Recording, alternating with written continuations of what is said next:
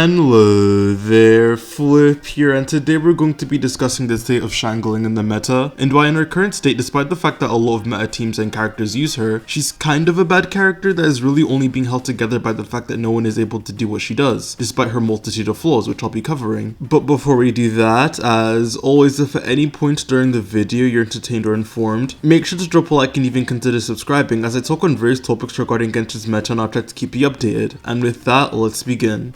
So I know how blasphemous this take sounds, especially with how present Xiangling is in the meta, but hear me out. If we take a look at Mona, who for about a year was the only character able to enable Ayaka and Ganyu freeze teams, which at the time where there was a lack of bosses was pretty much the best team in the game. Due to the fact that she enabled these, she was held in somewhat of a high regard, but the problem is that she kind of sucked. She barely applies Hydro, her Owen buff can be cut short in some situations, her energy issues are abhorrent, especially if her E's final tick doesn't hit, which is what generates energy. And for Morgana specifically, there was more team building issues like the fact that she doesn't heal, forcing you to have to bring a bad defensive option just to complete the team, or you road dog with no sustain units, which for freeze team isn't the hardest thing ever, but still something you have to work around. So yes, even though Mona enabled this top meta team, at the time people were hesitant to actually call her good just because she sucked to play, and the moment Kokomi came out, people were ready to throw her ass away whether she was an upgrade or not. The day a blind man sees, the first thing he throws away is the stick that helped him all his life, as circumstance. Xiangling, in my opinion, is in the same boat as Mona, to where she has so many flaws and gameplay issues, but the only difference is that people are willing to overlook them in Xiangling's case, due to her high reputation at the start of the game, which has carried on till now, and the fact that she's a free unit, which creates an endowment effect, which is basically a bias towards something that you own, which, because Mona is a standard unit that you're never guaranteed to have, people are more willing to point out her flaws, as they don't own her, and are not subject to that bias. The memes of content creators acting like she was the best thing ever created didn't help either. So I think it's best to talk about why she was held in such a high regard in the first place before talking about why I think she's mediocre now. Let's just skip ahead to like 1.2 where people are no longer running Crescent Pike physical Xiangling. There was a lot of factors that made her so popular, one of which being the fact that she snapshots buffs, so things like Bennett's Burst or Thrilling Tales. Once Xiangling casted her abilities, while they were active they would remain buffed for the entire duration, which also means that she doesn't have to stay on field either, allowing you to swap off into another damage dealer or whoever you wanted to on field. Another thing that made her so strong is that on top of snapshotting all her abilities, she had no ICD, so every time Guoba or her Pyronita would hit, it would lead to Pyro being applied for a reaction or to establish a Pyro aura. So a synergy people made was a buff stacking team that would capitalize on Xiangling's damage capabilities, which is commonly known now as the National Team Core, of Bennett, Xiangling and a Hydra unit, then a flex slot, which was more impactful than on other teams as this flex slot could be an on-field unit as long as they somewhat enabled Xiangling. This team core would evolve over Genshin with Tartaglia for the international team, and then be popularized with Raiden National, which started the other meme of the Bennett, Xiangling and Xingqiu core being so strong that pretty much anyone could be the 4th slot and the team would still be good.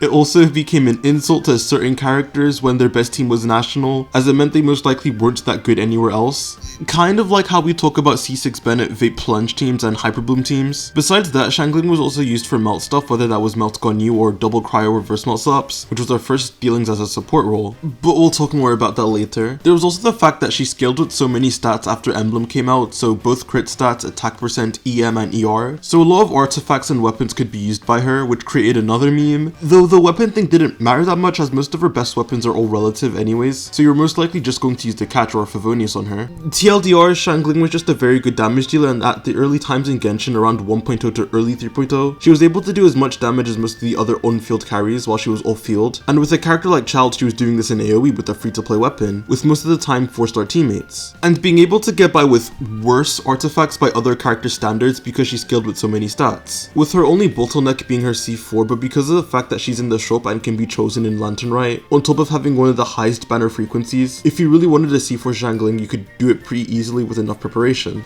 And that is at least why she was held in such a high regard. Let's talk about why I think currently she's kind of The first thing to address is that Xiangling's damage really isn't that special anymore. Before you would meme her with characters that weren't that good to say this is their best team, but a lot of those teams and characters have received significant upgrades to where this is no longer true. Xiao National was a team people unironically recommended for him back then, but after Farzan and especially after Shan Yun, you'd be restricting your Zhao by playing him in a team like this. Cryo characters, Never mind, Pyro characters have received things like Chevreuse, Furina, and Shunyan. Then all the Electro characters besides Riding got really good Dender teams that surpassed their Cope national teams. The Hyper Bloom core also exists now and is able to output the same amount of damage or more while being enabled by off-field units. I also don't really think I need to compare it to any of the modern on-field carries. Even comparing Xiangling to the new generation of off-field damage dealers like Emily and Shiori, she doesn't really do that much more damage than them. And in teams like Mono Pyro where her damage isn't the main focus, she will actually lose to them in terms of damage output, and this would be even worse if she was just receiving Bennett's buff and nothing else.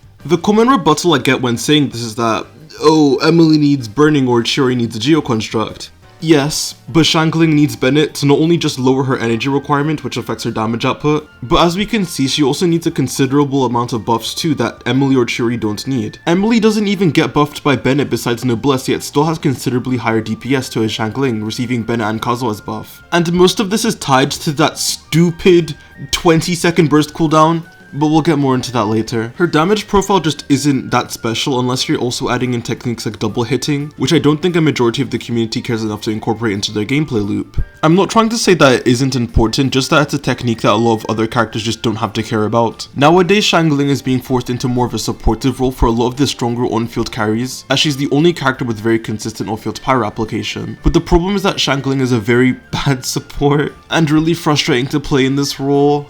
For starters, we can finally talk about it, but she's an 80 energy cost with a 20-second cooldown. She was not designed to support. Her burst requirements feel horrible even on teams with Bennett, as I just don't want the funnel particles. Or you just have to build more ER, which is hard for two reasons. The first being that Favonius Lance gives you 30 less energy than what the bow or the sword does.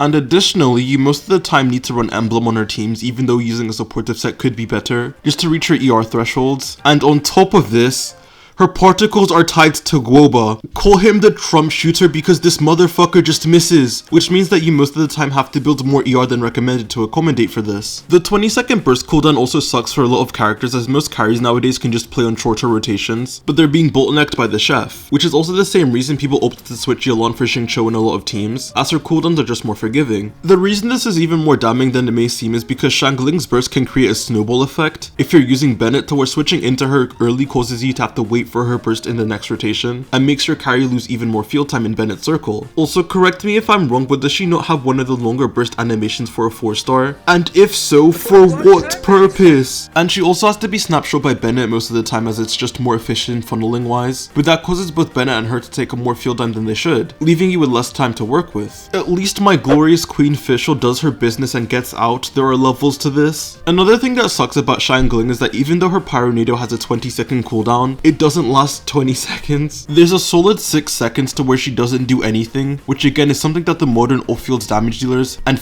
not even Xingqiu does this. It's just extremely jarring that she forces you on longer rotations, forces you to massively build around her energy requirements too, more so than any other character, and you don't even get full damage uptime. I'm going to close this video off by briefly covering some of the units I think Xiangling is holding back, in which having a shorter cooldown Xiangling or just a more convenient one would be a big upgrade to those characters. The obvious ones are going to be both Kinnick and Mualani, in which I wonder who's going to improve their teams. I don't even think Kinnick would benefit a lot from the shorter rotations. Just having a more consistent pyro applicator with a damage profile would make his teams much better to pilot. Emily and Bennett are already top tier teammates, and having a more synergistic pyro unit would just round this out completely. In Mualani's case, Xiangling also isn't that bad, it's just building around her energy requirements that sucks, and the fact that Xiangling isn't able to carry a supportive set on these teams as easily. The Cook does have this weird thing where Guoba is a pyro entity and therefore makes setting up VV vape rotations very consistent, but besides those Verdescent teams, Xiangling, please pack it up. Chlorinde and some of her teams could also immensely benefit from a character like this, being her Chevreuse and Quickburn teams. Chlorinde can easily run rotations that are 17 seconds long but gets bottlenecked by Xiangling. Also again, team where she isn't vaping, so her damage isn't that impressive. It's to a point that even running Toma doesn't affect the team's output that much, as you can play those shorter rotations with him. Mono Pyro teams as well would benefit, though due to Xilonen, triple stacking buffs may be more effective instead of running an off-field damage dealer, we'll see.